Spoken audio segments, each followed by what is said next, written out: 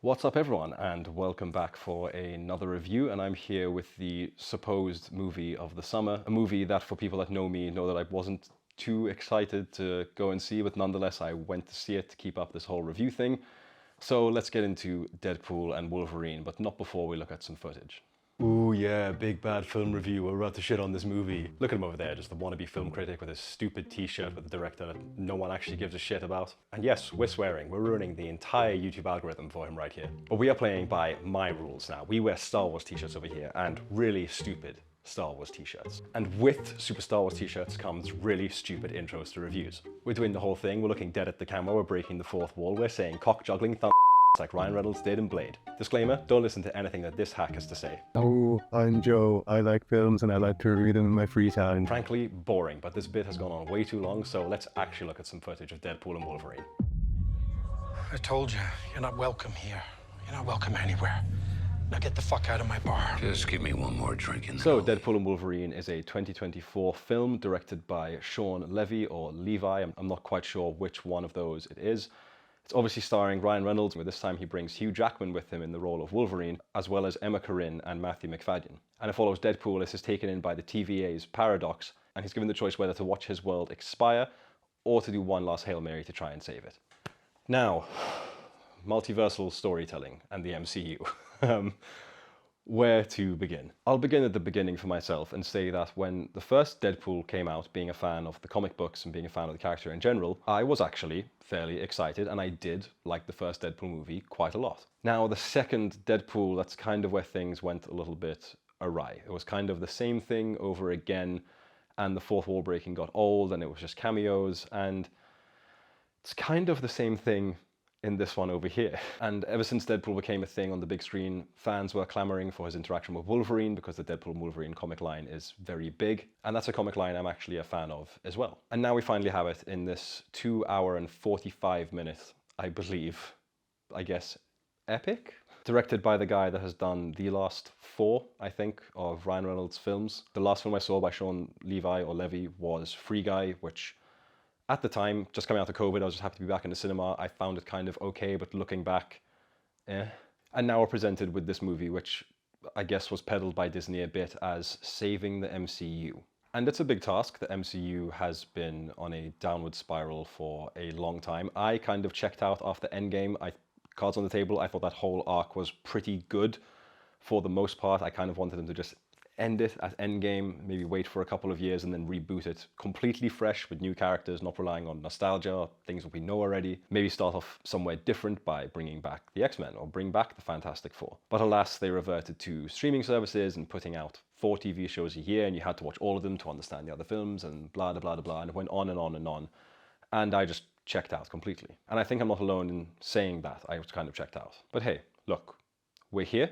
It's a new Deadpool movie. Fans are really excited. They have wanted this interaction for years. So I'll try to get into the meat of it whilst remaining completely spoiler-free. So I'll start off a little bit by defending the film and saying for multiversal storytelling, it isn't the most complicated one out there. It's actually pretty simple. Deadpool is taken from his home world by the TVA, and he meets Paradox, who's played by Matthew McFadden, who's, I guess, kind of Time Lord over here.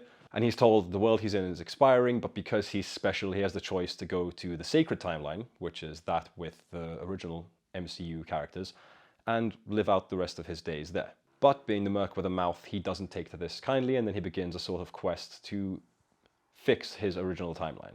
So yet again, we have a Deadpool movie, which its key theme is that of community and family and finding a place. Nothing new. We have tons of fourth wall breaks, we have tons of meta jokes, and we have tons of cameos. Now, I sound like I'm going to go down a negative spiral, and I promise I'm not going to be one of those people that just shits all over this film, because I did enjoy parts of it, particularly the third act I thought was really good. And there's actually a particular one-er sequence in the third act which I actually thought was pretty damn great, and frankly, the Deadpool Wolverine movie I would have wanted to see more of. But I'd say the opening 2 hours of this film are just really trying hard to do the Deadpool thing that he's been doing now for 2 movies, where it is these almost constant fourth wall breaks and these constant meta jokes, and just for me, they got a little bit old. And I don't think it was just me, because I was in a packed out theater and the laughs were pretty few and far between.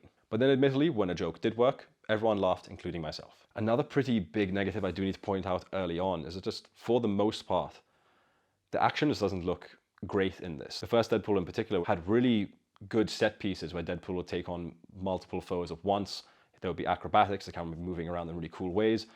And for the most part over here, Deadpool's taking on one person at a time with no one else around him, and it's just really strange to see that. But as I mentioned, there is a really impressive long take in the third act, which was really cool. It of course wouldn't be a Deadpool movie without the constant needle drops, and those are here, and they are even more obvious than they have been in the previous two films. But I'd be lying if I said I didn't enjoy at least a couple of them. But the true misstep that I think this film really takes for me is the handling of Wolverine or Logan.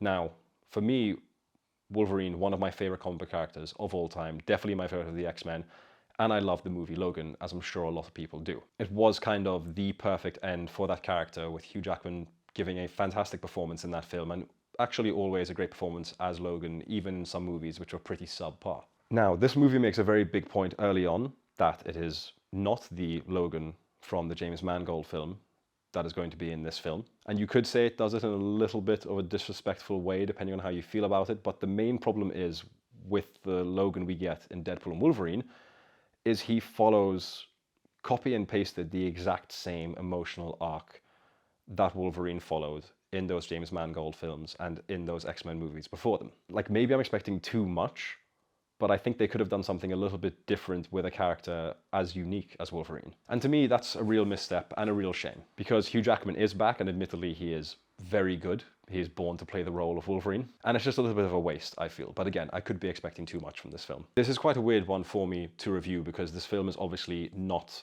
for me. I left the theater with some people who are extremely happy, calling it the best Marvel movie in years, and it probably is. It's probably the best one I've seen since Guardians of the Galaxy Volume 3.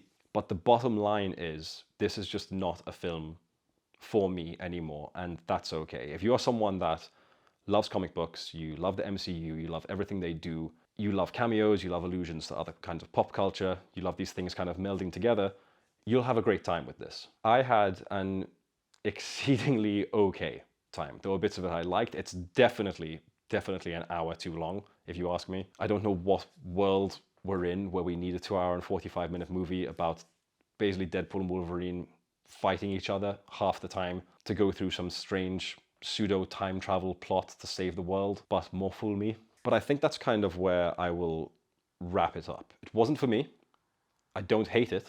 I think some of the hate it's getting is probably a little bit unwarranted. And believe me, I was so ready to hate this film. I was so ready to hate it. But I didn't. It is overlong. Not all the jokes land. Sometimes it's funny. Sometimes the action's really good. Sometimes it's not very good. It's just really uneven throughout. I did think the final half hour, save maybe for the last 5 minutes, were the best part of the film, which is actually, in the history of Marvel films, normally that's the worst part of the film, because they go for this balls to the wall, super CGI third act.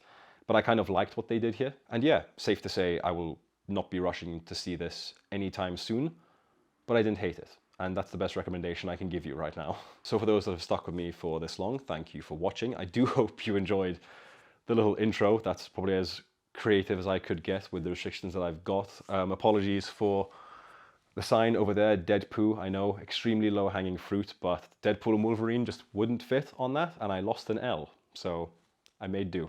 As usual, I will be on the Adlib podcast on Monday to discuss this film with my fellow podcast hosts. I believe we're having a special guest on that one as well, so do tune in. That will be at 7:30 p.m. in the UK or at 8:30 p.m. in Malta. Give this video a like, subscribe to the channel, get involved in the comments, tell me if you saw Deadpool and Wolverine, if you liked Deadpool and Wolverine, if you didn't like Deadpool and Wolverine, if you think I'm dead wrong and I'm a snob, please tell me about it. I really want to know. But until then, I haven't checked what's coming out next week, if anything. I'm very excited for Alien Romulus. That's going to be a big one, I think, for sure. They showed the trailer for that again in the cinema, and it's every time I'm just like, get it in me. But until next time, always make sure to give maximum effort, and thank you for watching.